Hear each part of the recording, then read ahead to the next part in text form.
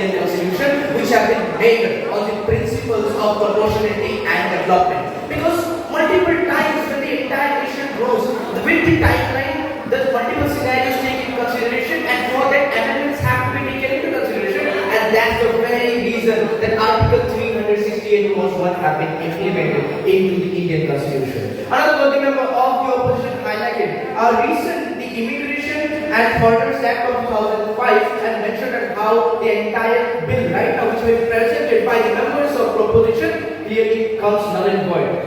Probably the member of the opposition did not understand the difference between three major sections: citizenship versus domicility versus the residentiality, and that comes to a murder argument that I stand here and I strongly support this motion. Honorable Speaker Sir, today I have a metaphorical mastic in my hand, and unlike the members of opposition, I do not want to burn down this entire house with false and fake arguments. I want to light a candle of wisdom and truth. And moving on to my entire arguments, and now I quite remember a story.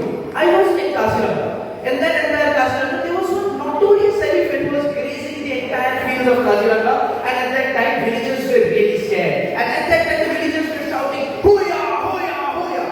But the notorious elephant did not win. And all of a sudden, in the entire scenario, there came a ranger.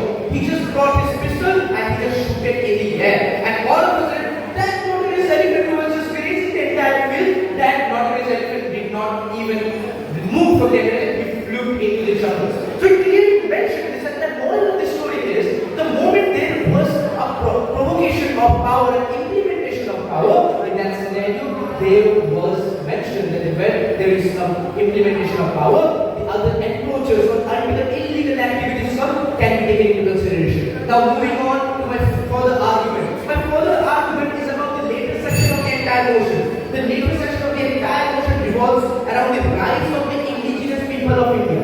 When we talk about the rights of the indigenous people of India, there have been multiple rebuttals given by the members of opposition on the entire statement of the Wildlife Protection Act of 1972. But when we look deeply into the entire motion in the context, we can clearly understand that hunting has been an incorporated part of the rituals of indigenous people of India. And when it comes to hunting, the moment there is an armed licensing and the proper structure or framework in that entire scenario, when there is a structure, that entire conflicts of the entire act which have been implemented under section 80 and 90 can also be resolved. And moving on to my final and last argument. This is about the moment there is an armed licensing, it implements us three major sections: regulation forwarded by taxation forward by state observation, and when there is state observation, the entire issue of black money which have been prevalent in the entire region of India can also be solved. And after the entire statement, I would like to end my arguments with the constraint of time.